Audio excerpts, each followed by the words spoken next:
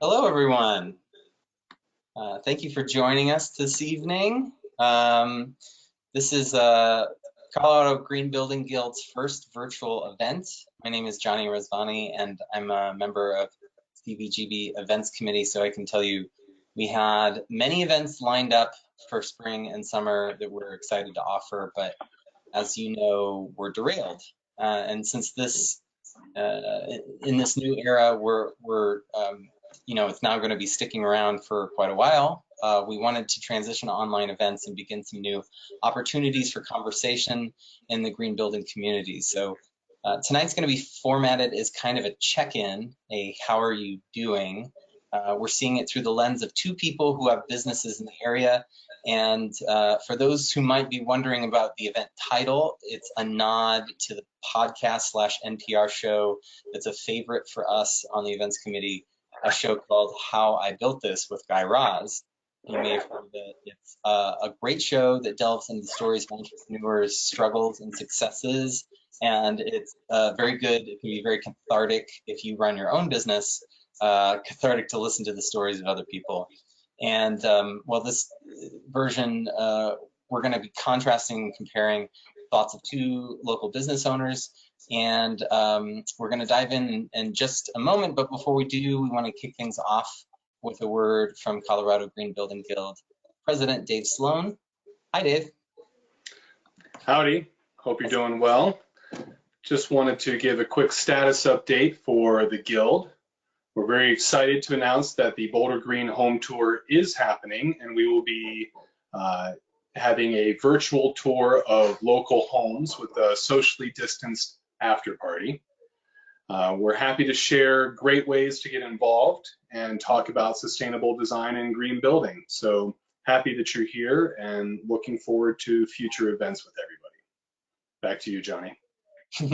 Thanks, Dave. It's good to know. That's good to know that we're transitioning for that. That's a big one, I know. So again, my name's Johnny. I'm excited to be the host tonight. I do want to mention briefly, if you're like me, you spend a lot of time, a lot of your days recently on screen meetings like this one. But in case you haven't used this particular platform before, all of you who are joining us will be muted, and your screens or your faces or cameras won't show. You should see the opportunity to use a chat box on the lower right-hand side of your screen. You also may be able to raise your hand if you'd like to speak. So please feel free to use those chat boxes and either discuss among yourselves or interject or ask questions. And I'm going to be focusing on the conversation at hand, so I won't see them right away, but my fellow events committee member Jesse is behind the scenes and will forward questions and comments that would be good for us to read aloud and discuss. And I think that should do it for the housekeeping portion. So let me just, speaking of that chat box, I'm just going to pull it up so I make sure I have that. There we go. So I've been involved in building science and sustainability webinars multiple times weekly in recent months. And so in setting up for this, we wanted to do something a little bit different than what else you might have out there right now. So we're definitely going to be looking at including more formal webinar and training events for CBGB members in the future. But for now, we thought, why not have something a little more conversational and a little less formal? And in that vein, we're not sticking strictly to green building education, but instead are more community focused in this conversation. And we're talking with two people who have very different businesses, but both represent different parts of Boulder very well. So it gives us a breadth of experience as we think about how this era of COVID and unrest and large scale and global changes are impacting our own work and communities right here. So we're talking tonight with local architect, yogi, and green building aficionado that many of you will know very well, alongside a tattoo artist, global traveler, and philosophy enthusiast. So on one end, we're working at a building scale. On the other end, we're working with the body. And that kind of gives us that dichotomy of different experiences that people might be having with their businesses right now. So with that, I'm going to introduce our guests, Scott and Phil. Scott Rodwin is president of Sky Castle Construction and principal of Rodwin Architecture. He was named the 2006 Young Architect of the Year by the AIA for this region, and in 2009 was named Colorado Construction's Top 20 Under 40. He's been a leader in the sustainable design field for 25 years and has won more than 24 local and national sustainable design awards. Scott has taught residential green building for the city of Boulder, the American Institute of Architects, USGBC, the Colorado Green Building Guild, and currently teaches green building at Naropa University. Scott's love of architect-led design build process began when he was working as a framer on construction sites in college, and he received his architectural degree from Cornell in 1991. Hi, Scott. How's it going? Thank you. I'm doing well. Our other guest is Phil Bartell. Phil is a tattoo artist and painter who's been tattooing since 1996 and owned Boulder's Rising Tide Tattoo for 15 years.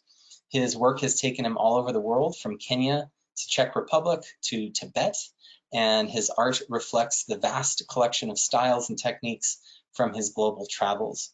Rising Tide Tattoo won Best of Boulder in 2019 and 2020. It melds traditional tattooing with sophisticated art gallery, which features world-renowned fine artists. Phil was in the process of opening a sister shop to Rising Tide Tattoo on the coastal Mexican town of Bucieres when the pandemic hit. He and his family quickly relocated back to Boulder, where he led his team of 7 tattooers to navigate the realities of doing business and safely making tattoos during a global health crisis. Hi, Phil. Hi. Thanks for having me, John. Yeah, thanks for being here. So to start us off, many entrepreneurs have a moment when they realize what they want the focus of their business to be, or a moment when they realize that their passion could be their business. And before we delve into the heavier side of conversation and what's going on now, do you have a story, or could you share an aha moment from the start of your business?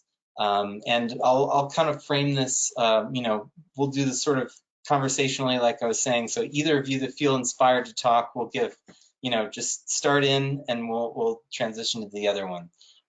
So question for both of you: what's your origin story, let's say? Phil? Well, are you referring more to our current business, or what kind of got us into the field? I guess that's those are two different things for me. Okay, let's say, well, how did you know that you were going to be a tattoo artist? What was that moment? I was 13, and I was hand poking a friend of mine after school with pen and ink, and it was just super fun. It was awesome, and that's kind of when I first got the inkling. I was involved in a lot of punk rock bands back in the 90s, late 80s, early 90s, and so I saw a lot of tattoos, and I just thought it was kind of a cool underground culture. And yeah, that was the first inkling I had of like, oh, this is rad. This is like combines drawing and working with people and doing a permanent mark on somebody to mark a cool event in their life, or that was probably the catalyst. How did you know that you could turn it into a business, I guess? Well, from there, I bought a machine. I realized it was really difficult. I tried to do kind of home style at 15 and realized that I didn't know a lot, which was probably a really good thing at the time. I didn't mess too many people up. But then I went to art school. I went on tour with a band, dropped out of school, was going back to school, and I found an apprenticeship at a shop that opened up near me. And I knew the main artist, a guy named Steve Ferguson. He had a place called the Ink Spot out in Elizabeth, New Jersey. And I went in there with my portfolio, and he liked it and asked me if I wanted to do an apprenticeship. And that was like 95, 96. So, I haven't looked back from there. It was just, and that was the foot in the door, as they say. Yeah, like lifelong. Yeah, yeah, and it's been awesome. I friendships and met my wife through my job, traveled the world, and yeah, I would say tattooing is more than just a craft for me. It's a lifestyle, and it's been really good to me. How about you, Scott? Well, I want to announce I just quit my job as an architect, and I'm taking up tattoo artist. And my daughter just gave me my first tattoo. Awesome. Oh, competition. I know, seriously. I'm opening a store right next to Phil's next week. That looks really good, by the way. Yeah, thank you.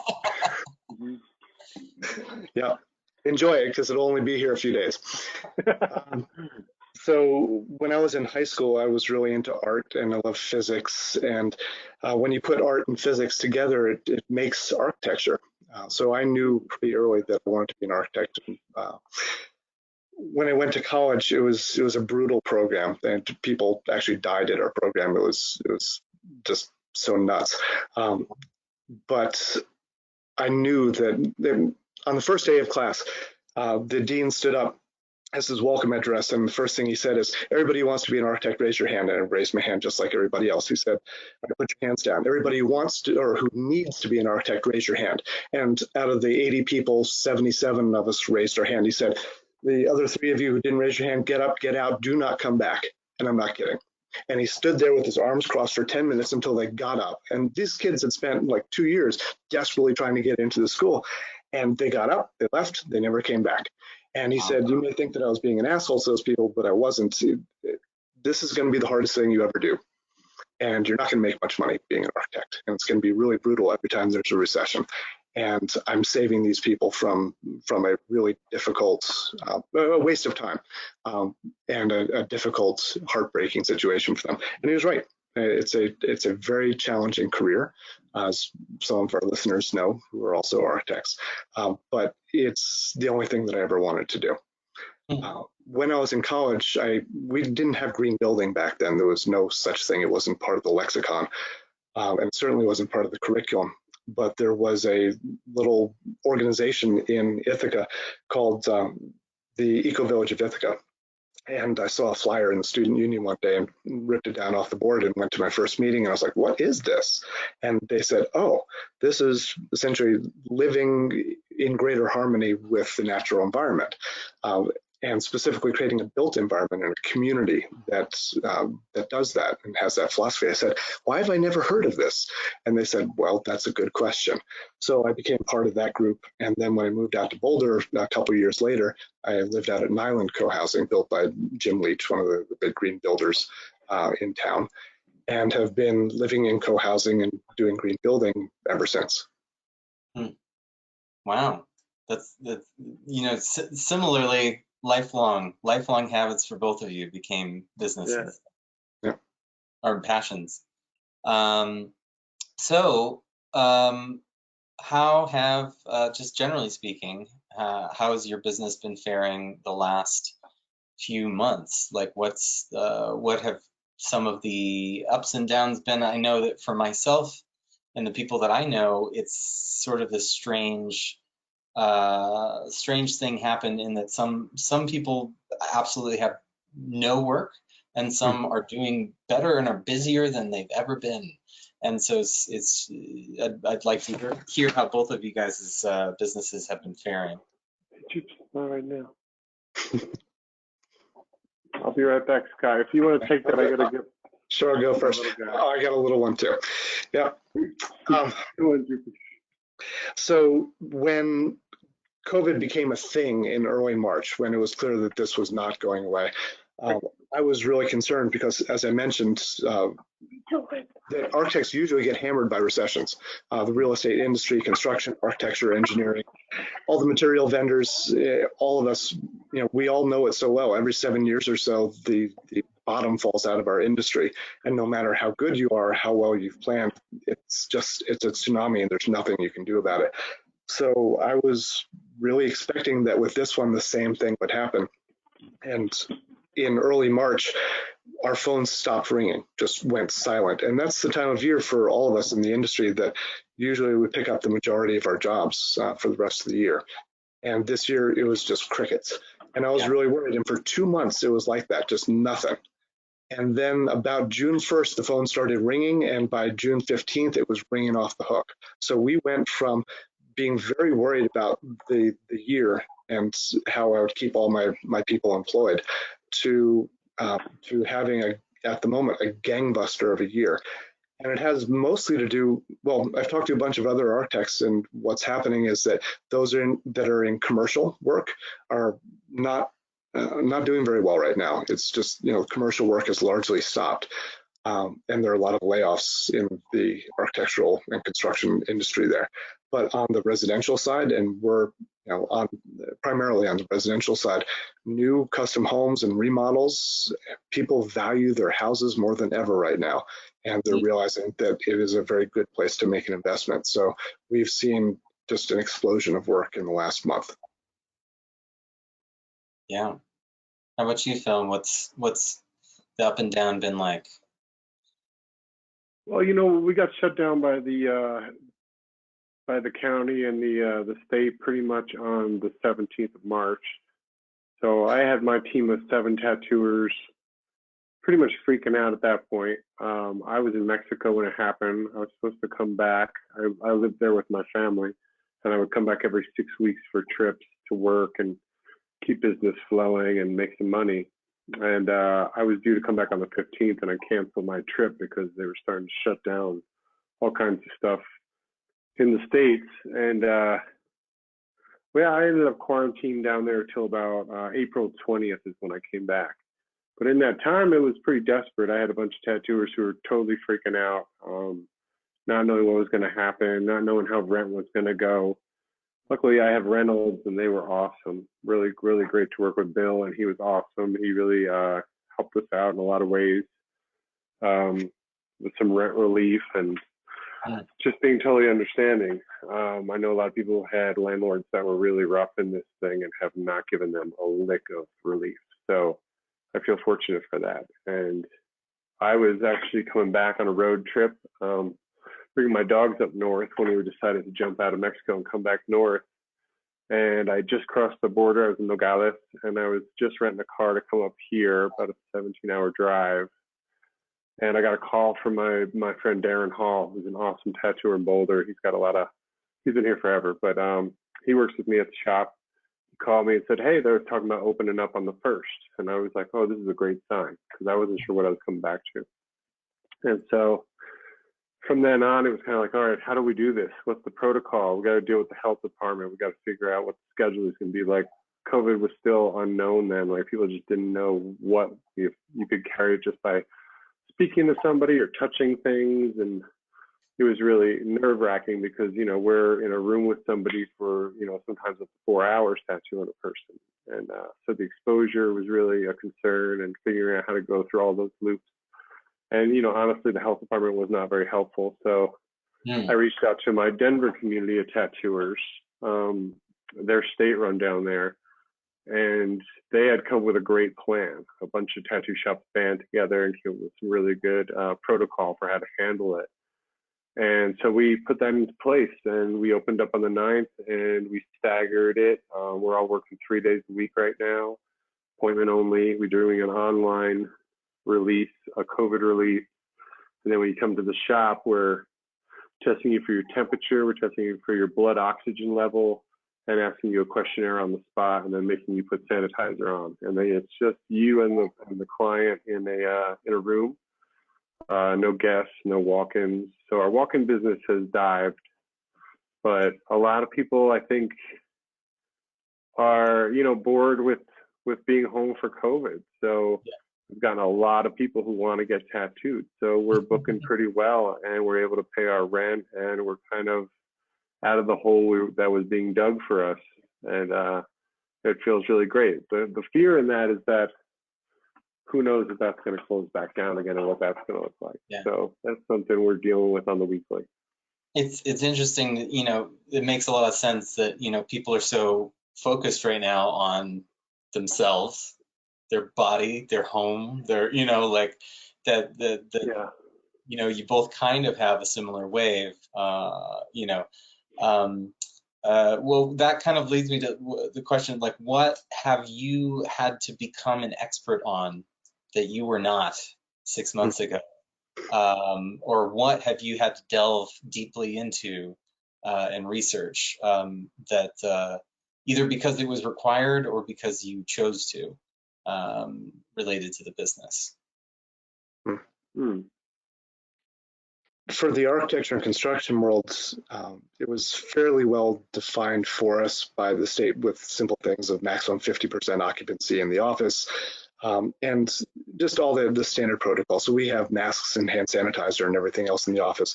We take most of our meetings outside of the office, either by Zoom or actual outdoor meetings, for walking the site with the client.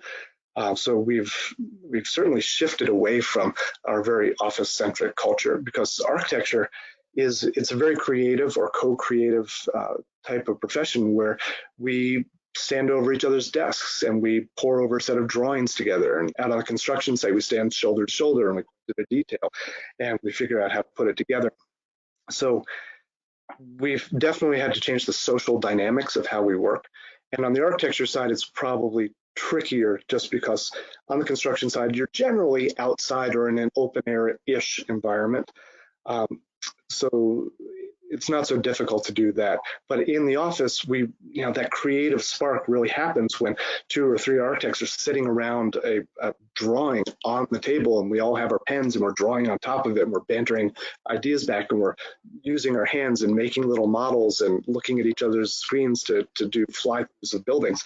So it's definitely been a learning a new format for communication and for collaboration. We're super lucky that we had just gotten everything set up for remote working in February of this year, having nothing to do with COVID. We were just, there was this trend that we had been noticing where it's hard for people to live. My staff have a hard time living in Boulder because it's really expensive here.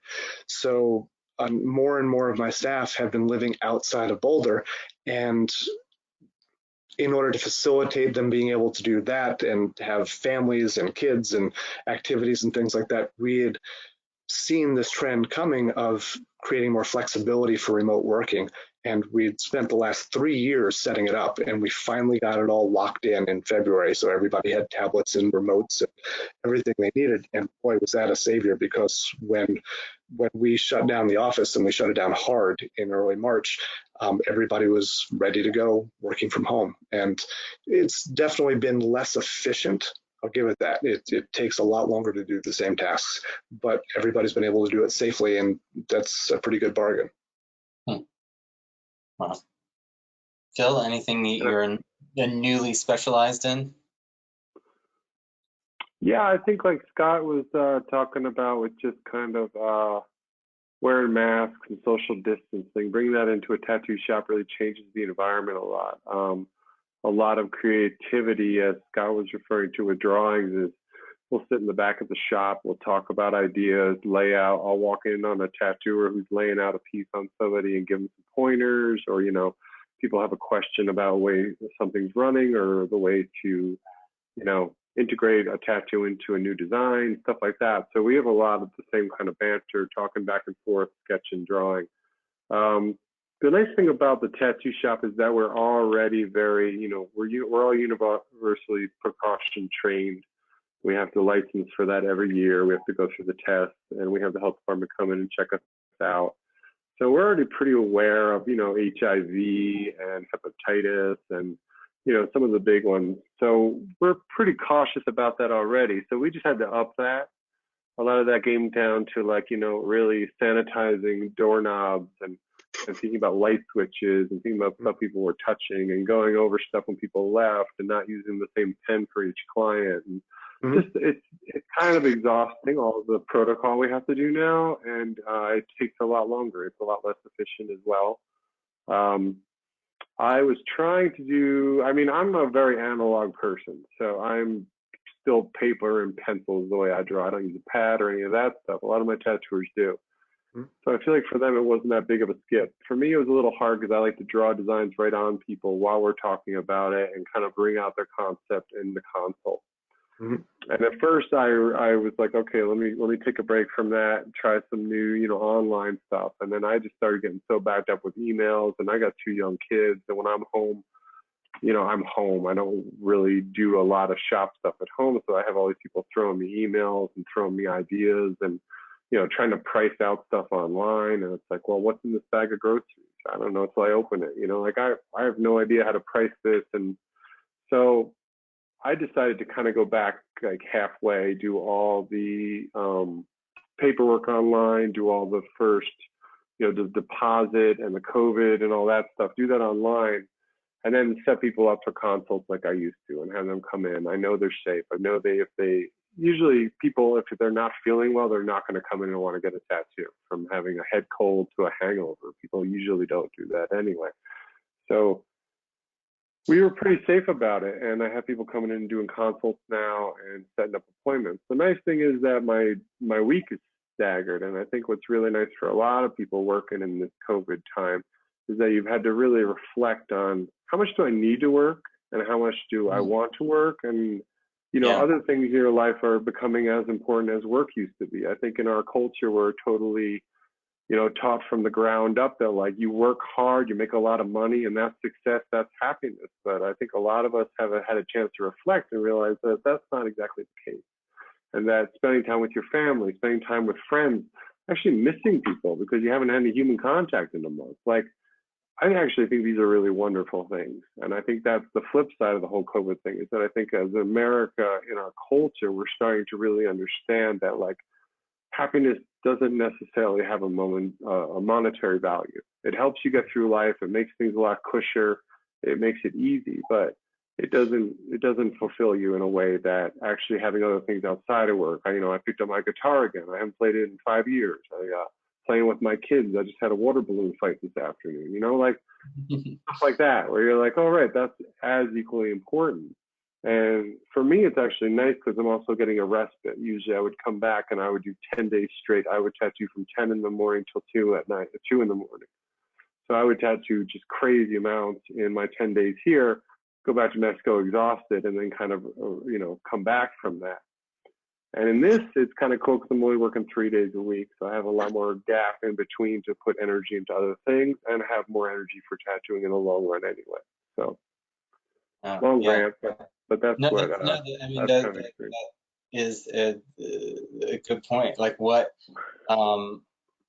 either business wise or personal wise, do you think the changes that have been made that you think are going to stick around for you? What do you see?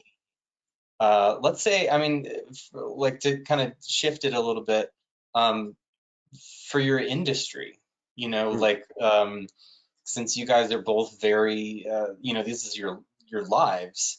You've had a lot of leadership in the fields that you're in. What do you think are positive things that could change the way things are done? Good question. I do think that the whole idea of people questioning whether or not they need to be in an office is going to stick around for a very long time. I think that this is a paradigm shift, the likes of which we could not have contemplated before COVID. One of my favorite memes on Facebook from this experience was us saying, "Oh, we can't possibly slow down the economy to reduce global warming," and Mother Nature saying, "Here's a virus, practice." And it's true. 6 months ago, we could have never contemplated even a 1% slowdown in our overall productivity, and now we're looking at massive changes. And to Phil's point, a lot of us are balancing out family life with office life in a very different way right now, or work life, and that I think a number of people are asking that question of, do I actually need to work 50 hours a week, and is that the goal?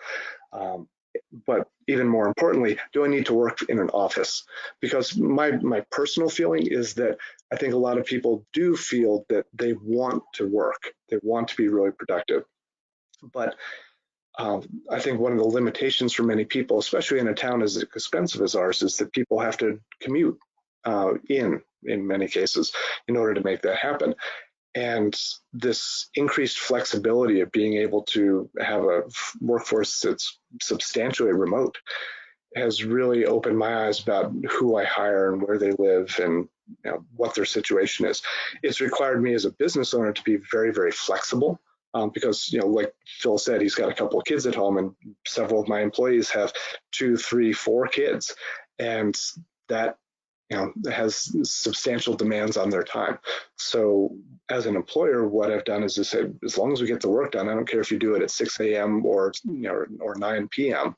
So work at your own schedule, be flexible, and allow family requirements to essentially dominate work schedule instead of the other way around. And so far, everybody has done a great job and pulled their weight and been very responsible. And as far as I'm concerned, we can continue this way indefinitely into the future. Cool. Yeah, I think on that point too, I really appreciate the idea of what you said about nature too. As far as I know, when I got up here in the end of April, it was like the air smelled cleaner. Like there wasn't smog over Denver. Like people were talking about, mountain lions coming down in packs, like crazy stuff happening. And I'm like, wow, I was watching some news on a pod of whales that was just like hanging out off the Pacific coast, like just stuff people haven't seen in, 20, 30 years. And it's like, oh, that's really exciting stuff. I heard about, what was it, a porpoise in Venice, like just stuff like that, where everything shut down and the earth got a chance to take a break. And realizing, I think, how much of an impact we actually have, and moving forward, how we can shift that subtly. And I think that's what's really interesting about what Scott was saying with the non-office work, that people and commuting and all that stuff. I feel like all these businesses were so hesitant to change that because it was this big undertaking to change their infrastructure and to get technically advanced enough to handle that. And now they've been forced to. So in a way, I'm imagining, like, I don't know what LA is like. I haven't been there, but I was just thinking about that, 4-lane highway that's always packed 24 hours a day, and thinking about, like, wow, I wonder if there's been a significant shift with people not having to commute, and how beneficial that could be for everybody. Well, I forgot where I was going and tying that in with my work, but I appreciate that. I was, I think that what gets touched on here is this new realization of choice. It's kind of like previous to this era, you would have said, no, like you said, we can't just choose to shut down everything. Well, actually, we can. We've discovered that now.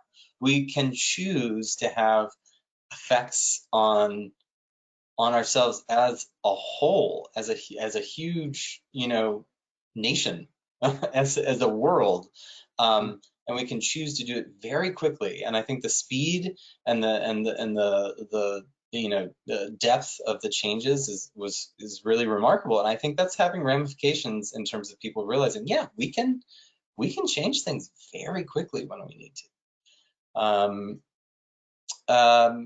I did want to, one thing, I got a question in here asking if either of you applied for a PPP loan, and if so, what was that process like?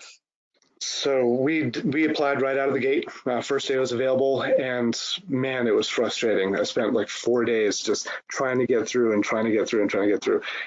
It was a black box. We applied through 2 different, because I have 2 companies, an architecture and a construction company, and we applied through 2 different portals, one through Wells Fargo, one through Cabbage, because everybody was scrambling to try and figure out what the rules were, how you could apply, what you apply for, and all that. And like so many other businesses, the employees were trying to do their job, but we were trying to do our jobs and also apply for PPP, because as far as we knew, we might be shut down for months and it could be catastrophic, and this is what's going to get us through.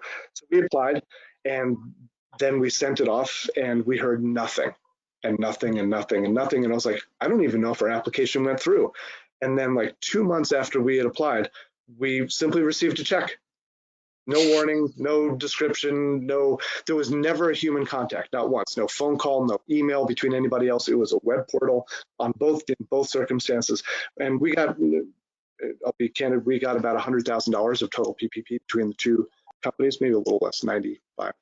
And that during the March, April time when just no new work came in, that really gave me comfort that we would be able to float for a few months after.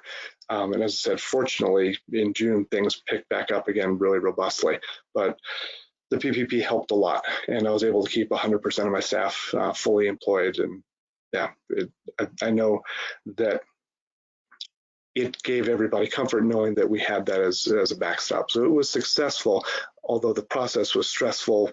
It was totally opaque and really confusing as we went through it, but at least it had a happy ending. Yeah, that's great. We didn't really apply for much in that way just because we're so small and I have all independent contractors. So I technically have one employee on books, so the rest are all independent contractors. So it was handled a little differently, but I was able to get a SBA small business loan for the shop, and that helped just kind of give us a little padding. And like I said, the biggest breaks that we really got were from our landlord. He basically gave us 2 months base rent off, which was huge for us. And I got some Medicaid relief too. So I've got some Medicare actually. I mean, so we've got some that helped me personally, just with like food for the kids and just finances on the side that helped cover my butt a little bit. But luckily, like I said, it was pretty quick to open back up for us. So I've been able to get back in there and make some money, and people have been able to pay their rent, all my contractors. So yeah. You bring up a really good point. I have all salaried staff, and that helped for the PPP. But I also owned a yoga studio, and all of them were independent contractors, and we got shut down hard. And yeah, yoga teachers don't make much money to begin with. They don't have much savings to begin with, and that it devastated that particular business. And because they're all independent contractors, we couldn't apply for anything. Yeah, there wasn't anything available for that kind of business. It seemed across the board. I know a lot of tattooers who are in that boat. But some of my staff did get some relief. They got some. They were able to get enrolled in it and get some relief. But yeah, it's stressful for small business. It's definitely stressful. In terms of interfacing with like staff, clients, and government, whatever, from your vantage point, how do you feel like Boulder has done in particular, both either in reaction to all this, like how do you think we're faring here compared to the rest of the country or the world, and like how do what do you think, where do you think we're going, or what hope or fear do you have for us locally? I think Boulder's done pretty well. I think Governor Polis has done a terrific job. I think that he's been right on point with all of the way that he has guided the state, and that's been very helpful. The city and the county of Boulder, and the biggest interface that we have with them is inspections and plan reviews, and they had to slash 30% of their staff. They've been chronically understaffed for years. So everything really slowed down to a crawl. And so the construction side of things and the plan review side of things, everything is slowed down. And maybe that's good, in that, as Phil mentioned earlier, the whole world is kind of slowed down to more of a European model. But we are used to, in our industry, moving fast and keeping things going, and that our business is really built on a certain speed, which is stressful. So it's perhaps good that things slow down a little bit, but this is not the way that we would like them to slow down, because it was forced upon us rather than chosen.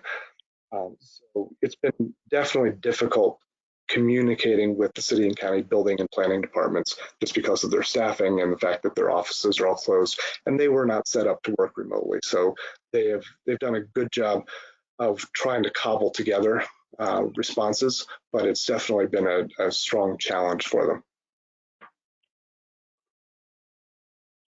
Yeah, I would agree. I think Polis did a great job with it. I feel like Colorado's on a really good trajectory as far as keeping numbers pretty low. it was interesting to see the map with all the red states with like all the coronavirus happening, and then we were just like this isolated little cube, and then kind of seeing so many tourists come through. That made me actually pretty nervous, just seeing all the out-of-state license plates, like people just fleeing, and it almost reminded me of Stephen King's The Stand in a way. Yeah. But other than that, I mean, I don't really have a lot of interface with the county, and definitely not the level Scott does for his business. But in my business, it's mostly been just the health department, and they've been okay. I did have a COVID scare a couple of weeks back, and they did call me a bit. It was more of like a backup on someone who did come down with COVID. So that was interesting, and I thought they handled that well. But in general, you know, they're understaffed as well. The health department only has 2 or 3 employees for body art. And I don't know, I have my own gripes with them from the past that still carry into the present. But yeah, I don't think they did a tremendous job, but I don't think they weren't vacant either. So.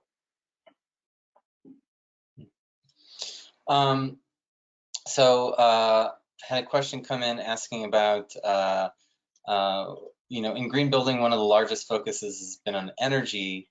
And what do you think the pandemic, there'll be larger shifts toward health and materials, air quality, things like that. And I think I was thinking of a similar question, like, so we have these short-term environmental benefits that we were talking about, and like animals and break from the normal day-to-day. But what do you think going forward, the impacts? Let's just say based on your business, you know, take your business times 100,000 other businesses like yours out there. What are you doing differently in terms of environmental impacts? Maybe about the way you conduct, or what you're, you know, creating that would change environmental impacts. So in the architecture world, I think that we're going to see a lot less offices built, at least for the short-term foreseeable future. The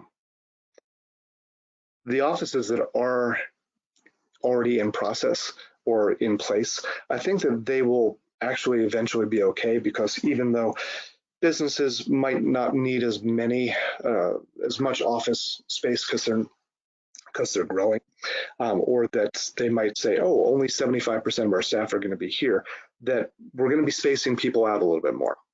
All the reports about trends in new office design include more space per person, per employee. So I think that the net result will be that office buildings will regain a homeostasis in the next year or two, even though they've had a hell of a shock this year. But I think that there's a real growing appreciation for what homes do for us. And I've definitely felt that. I wrote an article about how home design will change in the era of COVID that got published in the Daily Camera about a month ago. And I've got a lot of response from it in terms of the people said, oh my God, yeah, I need a home office. We need a space for the kids to be able to do their thing. And that things like Zoom calls can't be done well at the kitchen table because kids are coming and climbing on your leg while you're doing it. So I think that people have a new perspective about what their home means to them, and that they actually need a little bit more space because there are greater functional requirements for their home, and that they realize that there may be multiple things happening simultaneously. Kids doing homework or playing video games while parents are doing a Zoom call while somebody's also making dinner. And if all those things are happening in the same space, none of them happen very well. One of the interesting things that I think will happen that'll be a big question a year or two from now will be we're seeing shifts of people feeling like they have to have their whole world in their home. So an exercise room, a movie theater in their house. And obviously I'm talking about older single family homes. So this is kind of luxury, people who actually have the ability to ask that question of, do I want this function? But so far what I'm seeing is that people are placing greater importance on being able to provide within the realm of their world, even if it's just, say, having a nice deck where they can sit outside, protected from the elements, to be able to socialize with people outside on a deck, whereas before that wasn't an important thing to them. So it's not necessarily that they're adding more square footage, but they are trying to pack more functionality into their houses and their property. Do you think that means more energy, probably? Not necessarily. I think it's an energy shift. I think office energy is going to go down a lot. Mm-hmm. I think that house energy might go up a bit. It's hard to tell at this point. Mm-hmm. Mm-hmm. So for you, I would imagine you're kind of more in a medical context in what you do. And I think about like anything in a medical context, whether it be dentist, hospital, whatever, just creating a lot more waste because they have to. I would imagine that would be one that comes up for you in terms of environmental impacts. But is that true, or are there others? Yeah, I think that's true. As far as the shop, I think I personally have been kind of trying to shift things in my world that I can actually affect in the industry. And there are some new companies out there that are doing things like disposables that are made of paper instead of plastic, disposable tubes that are not plastic. They're made out of a sheet steel that's bent and has a composite cork grip for it, which I use whenever I do conventions, and I actually bring them down to Mexico to work down there, because there's a ton of waste from tattooing, especially modern tattooing. We went from using autoclave in your space and using cleanable sterile things you could sterilize, like steel tubes. That was always the norm. And then in the last, I would say 15 years, it's gone fully to disposable tubes from China, which are hunks of plastic. Mm-hmm. And that's 400 years in a landfill. So long gone after the tattoo's done. So I think about that kind of impact all the time, especially having kids and what we're leaving them. And so I try to make shifts like that personally. But yeah, there's a lot of plastic in our industry, a lot of waste. Mm-hmm. The other side I would say is that we had a really interesting experience coming back here, because we rented a house. We were able to get it for cheaper in Boulder because of the window we were in when COVID was hitting and the house department was just slumping for a minute. We actually popped in the right time. We rented a house for a really decent price for Boulder, but we had nothing to put in it because all our furniture was in Mexico, and we had a couple things in storage up here, but not a lick of furniture. So we just put it out on Facebook, and our community here rose, and people went to their storage units, and they were like, we had one friend who was moving to Seoul, Korea for a job, and she was about to dump all her stuff into a landfill or just a junkyard because she didn't know what to do with it. And she didn't have time to put it on, on social media to sell it or anything like that. So she was like, oh my God, I've got your kitchen. I've got all these glasses. I've got plates. I've got silverware. People brought couches, beds. We had trucks rolling up all week long, where we started on inflatable mattresses. And by the end of the week, we had bunk beds. We have a master bedroom set. And I thought that was really cool, because so many of us, especially if you're, say, redoing your home, you want to get some new digs in there too. You want your stuff to be slick. You want it to look great. So there's all this furniture that's lightly used or partially used, and there's plenty of places for that to go with families that need it. And so I would say more like pay it forward, put it down, send it down the chain, find poor communities or people who are in need, who have been relocated or who are going through some hard times. There's plenty of need out there. And I was really shocked and blown away by how many people rose to the occasion for us in COVID. So yeah, and actually, that's a really great point. And I think that may, I hope that is one of the positive outcomes of this crisis, is that we have a greater appreciation for how important the resiliency that community gives us is. Living in co-housing all these years, the reason I got involved with Eco Village of Ithaca is because I was like, oh, wait a minute, I'm interested in sustainability in housing, but an individual house by itself isn't sustainable. It's only when it's fully integrated into a sustainable community, whether that's a neighborhood or a city or state or country.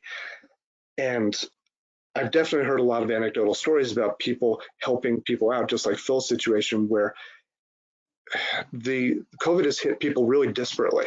And so my business right now, we're actually doing fine. It's inconvenient in some ways. That's about it. But I know other people, my massage therapist friends, who lost 100% of their income, the yoga teachers, 100% of their income. And what I have seen is improv wealth shifting, where people are like, oh my God, okay, you need a whole house full of furniture, Phil. I'm just going to give you my house, everything that's in it. And I've definitely seen and heard plenty of stories of that happening, and been involved in a few of those stories. And that hopefully will make people feel like, oh, instead of just getting my house, what I really want is a community, whether it's a neighborhood or whatever it is. And I just want to name something that I'm sure most of you are aware of in some context, which is that even within Boulder, the worst off person here is doing great. I just read a story yesterday that millions of children around the world are going to die because of COVID, and they're going to die of starvation, and their parents are just going to watch them starve to death. It was in the Daily Camera yesterday, and I went on the UN's World Food Program website just to learn more about it, and I was flabbergasted that this is happening here in America, where we have so much food we're throwing it into landfills and bulldozing it, and around the world that there are millions of children this year who will starve to death in their parents' arms. So whatever problems we've got going on here, and whatever difficulties we have, they're nothing. And I'm hoping that larger understanding of resilience and community will spread, and that I'm guessing that every one of us that's listening to this program tonight is doing something, whether they're helping out a relative or family member in a different part of the country, or a friend down the block who happens to be a massage therapist or yoga teacher or tattoo artist, or somebody who hasn't been able to work full time, or whether it's going all the way around the world to people that are dying because of this. And I'm not dying because of COVID, but dying because of the ripple effects of COVID, of, in this case, not being able to work, or not being able to go to the market in Senegal, and they simply die. Wow. Yeah. Sorry to end it on such a happy note. No, I mean, it's part of the it's global right on. perspective of this, That's the way it is. Yeah. And then that's the thing that's amazing about COVID. It doesn't care whether you're wealthy, whether you're poor. It's just like it's a neutral thing out there that's taking people out, and the ripple effect is incredible. And the issue is that this is actually a global thing. It kind of dissolves borders, it dissolves boundaries, and it's like, wait a minute, we're humans on this planet, and we have a pandemic. Like, how are we going to deal with this? And it's obviously that the government is falling short on so many levels. Failure for leadership, failure to address things that need to be addressed. I think some governors and some state people are doing awesome jobs, but it's also the fact that, like, there's a lot of great examples of how people are handling this. And I think that it just makes you realize that we're all in it. We're all in it together, and it goes beyond all the boundaries. One of the other things that I hope does come out of it is a greater societal understanding that science matters. Because we've been trying for 30 years now to get our leaders' attention about global warming, and we've started to get the leaders' attention, but there's a good half of the country that just doesn't buy it because they don't see it. It doesn't impact them directly and immediately. And it's just hard to convince people who say, hey, if it doesn't impact me right now and I can't touch it and see it, that it doesn't exist. And people that are science deniers or climate change deniers, this hopefully, it's not the same thing, but it's science. And hopefully they realize at this point that we need to trust scientists. We need to trust people that are experts in their fields and track data. And hopefully this will remind people that, wow, look at the data for global warming. This is real. And hopefully that'll light a fire under the sustainability side of things more than it has been in the past. Yeah, I totally hear that. So we're hitting toward the top of the hour here. I wanted to ask sort of a theoretical or wrap-up question, which is that, if you were starting out right now in this era, like we're in a town where the university is a huge part. And if you were starting out right now and starting your business, or wanted to start your business right now, because I know a lot of people, it's not even a possibility, what advice would you give to yourself if you were you starting your business, or what do you think you would do differently faced with this sort of immensity in front of you?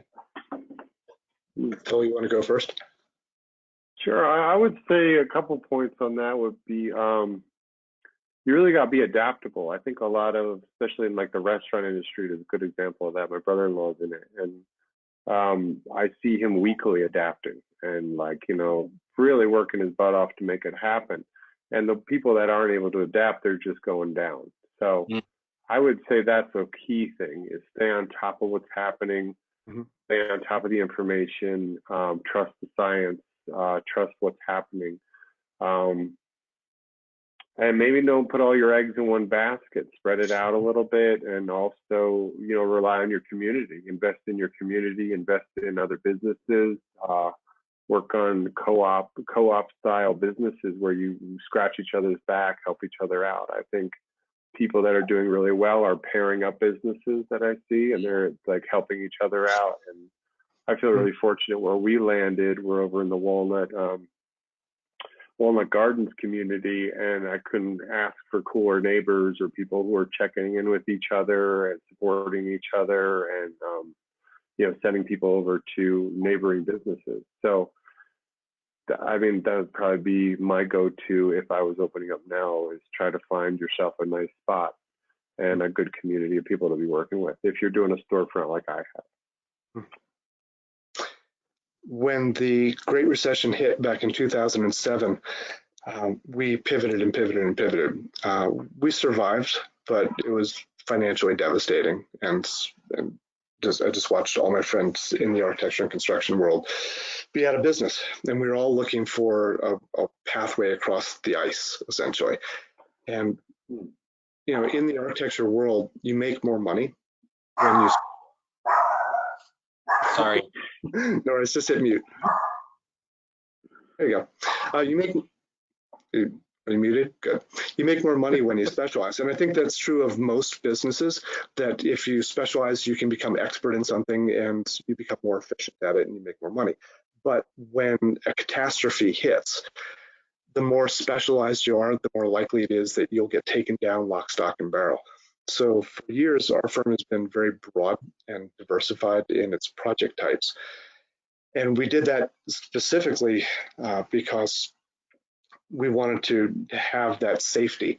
And I think of it like if you're crossing the ice and you're walking or running in a straight line, you're going to cross the ice very quick. But if the ice cracks, you're going down. Whereas if you're on your belly and you got your arms spread out like a squash spider, you're moving very slowly across the ice, but you're really broad in what you can do, and you're very safe. So if one hand falls through, you still got three more limbs holding you up. And that's how we got through the Great Recession. That's the advice that I give to people now. Even though you can make more in the short term and it looks more attractive to specialize, I think that having that broad-based diversity, and especially when you're doing something like what Phil or I do, where it's both artistic and it's a business, and you're actually making something at the same time, and that the broader that you can be, the more resilient you are overall, because it means you can shift weight into the hands or the feet that haven't fallen through the ice. And as we've seen, whenever there's a recession or a pandemic like this, that if you're very narrowly focused, it's really risky. Well, thank you both for being here and for sharing. In a certain way, we all have expertise right now, because we're all masters of our own worlds at the moment in different ways. And I really appreciate the conversation. So thank you for everyone who joined us, and special thanks to Glenn Frank Engineering for sponsoring to provide the webinar platform that we're using tonight and that we're going to continue using. And if you're interested in sponsoring future events, just let us know. Any last sort of announcements or anything like that, shout outs about your own business or events or anything that's going on that you guys are doing next that you want to put out there? Yeah, I have something. I was supposed to be on a 30 city book tour this summer with my wife. Her brand new book had just came out. She's an author. Her name is Kirsten Westby. She's a local Boulderite. She just had a signing and talk at the Boulder bookstores, their first event since COVID hit. And I just wanted to put a shout out to her. She's doing amazing work. The book itself is an action in a way, because some of the proceeds go to two great organizations, Urgent Action Fund and Students Who Are Free Tibet. You can find the book at the Boulder bookstore. You can get it on Amazon, or you can just check it out on her website. And that's Kiri Westby is the author, and it's Fortune Favors the Brave. So I just wanted to give her a little shout out. I don't have any announcements. I'm just going to encourage everybody again, if you're doing okay, if you're surviving, find somebody who's not, and just find a way to help them out. Yeah. Yeah. It's good. That is crucial. We're all in this together. You got to stick together. Yeah. Well, thanks for that. That's a good note to end on. And our shout out is that we're going to do this again next month, this particular format of interviews next month on August 27th. And we'll have Frank Wettenkamp, CBG member and co-owner of Living Craft Design Build, alongside Jennifer Yee from Boulder's own healthy meal kit service, Green Chef. So big thanks to Scott and Phil for being here.